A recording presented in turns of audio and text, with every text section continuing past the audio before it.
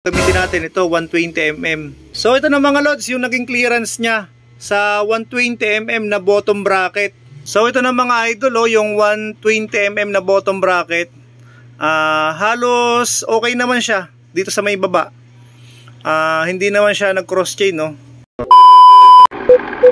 So yun mga idol, ito na po yung part 3 ng ating video na ang ginamit po nating bottom bracket ay 120mm naman. Ngayon ang gagamitin nating video ay ngayon mga idol, ang gagamitin naman natin bottom bracket ay 110mm naman. Tingnan natin kung ano mangyayari. Bali mga idol, baklasin po uli natin tong crank saka yung bottom bracket. Yan, baklasin po muna natin. Yan mga idol, natanggal na natin tong crank. Ngayon natanggal na natin tong aking bottom bracket.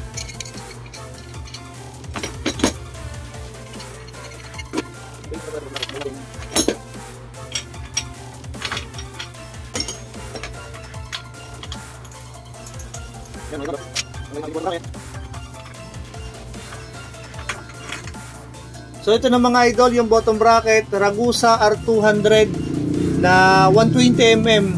Ayan po. Bali meron tayo itong 110mm, kunin natin. Ayun ang ilalagay natin. So ito mga idol, submit na 110mm na bottom bracket. Try natin kung uubra ba itong 110mm na bottom bracket. Salpak natin para makita natin kung ano ang magiging kalalabasan o may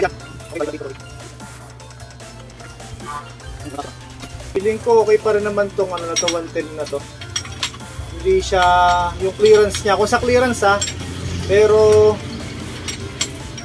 kung doon sa cross chain ay hindi natin yan, nakikita na po natin. Yan mga idol, ilagay na po natin tong crank. Okay. Ayos.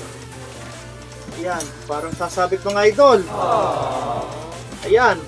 Naku po.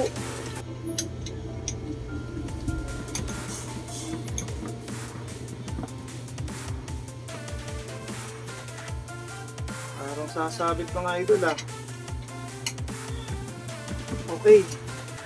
Yan mga lods, ito na yung 110mm na bottom bracket. Ayan halos siguro mga, kung di ako nagkakamali, mga 3mm na lang to o 2mm na lang yung yung naging clearance nito. Yan. Yan mga idol, siguro mga 2mm na lang talaga yan. Yung clearance niya. Ngayon check naman natin kung anong mangyayari, kung magko-cross chain ba. Yan mga idol, lagay na po natin uli itong kadena dito sa crank, ay sa chainring. Yan, okay. Mga idol yan po ay nasa unang gear. Ito po sa pinakamaliit na gear. Yan po ay nasa pinakamaliit na gear. Okay. Ikutin natin. Yan. Okay, hindi naman siya nalalaglag. Kaya akyatin natin. Okay naman, okay, okay, okay, okay, okay, okay, okay, ayos. Ayan okay naman mga idol hindi naman siya sumasabit tapos baba natin. Okay, baba, okay naman. Okay. Baba.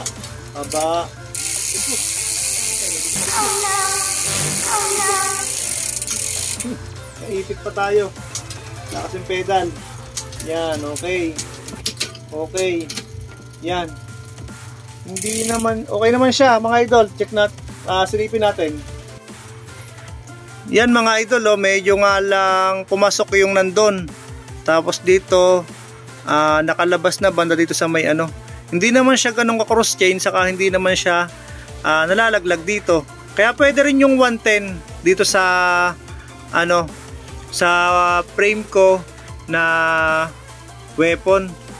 Yan, pwede yung Ragusa.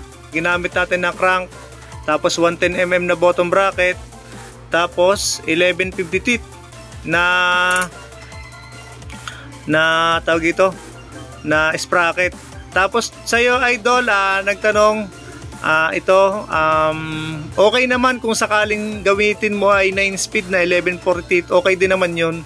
So yun lang mga idol, at hanggang dito na lang po yung ating video. Sana po nakatulong tong video na to. Kung nagustuhan nyo po, pwede nyo pong i-like and share tong video para makita rin po ng iba nating mga kabikers dyan.